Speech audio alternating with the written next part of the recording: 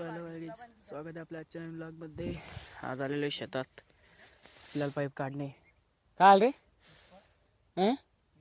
हां यात का पाईप गीप काढू, रोट्या मारणे वावराला.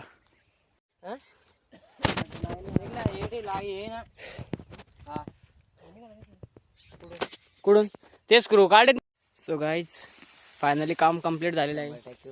आता निघतोय घरी, पण याचं मोटर लागलेला आहे. पण मग आता याला काहीतरी गावरानीच करू आपण आणि जाऊ घरी. आपलं सगळं पाईप काढणं झालेलं आहे. आता येऊ दुपारी रोटे मारायचा आहे आणि नंतर त्याच्यात गहू पेरायचा आहे. मग येऊ दुपारी. तर चला आता भेटूया घरी गेल्यानंतर. घरी आंघोळ बिंघोळ बी करणे, घरी जाऊन भेटू मग घरी.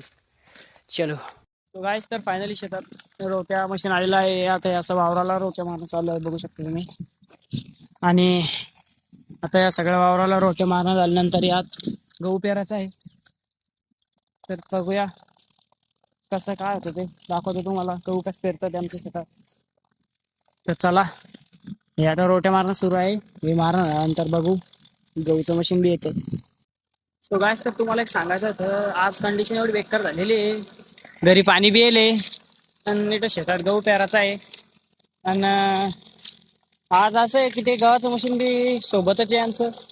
त्याच्यामुळं आज म्हणजे घरचं पाणी बी भरणे, घरी मम्मी पप्पा बी नाही. मम्मी पप्पा गेले आज संभाजीनगरला, काही काम होतं त्यांना, त्याच्यामुळे ते संभाजीनगरला गेले. तर आम्हाला आता काय गहू ते पेरायचे, त्याच्यामुळं मग आता मी लाईना भोय आणि काका आणते, मग त्यांना बी पेरणे, त्यांचा बी गहू आणायचा आहे. आता गाडी बी एकच आहे घरी, त्याच्यामुळं ते आता गाडी ते आणायची, त्या गाडीवरती गहू आणायचा आहे.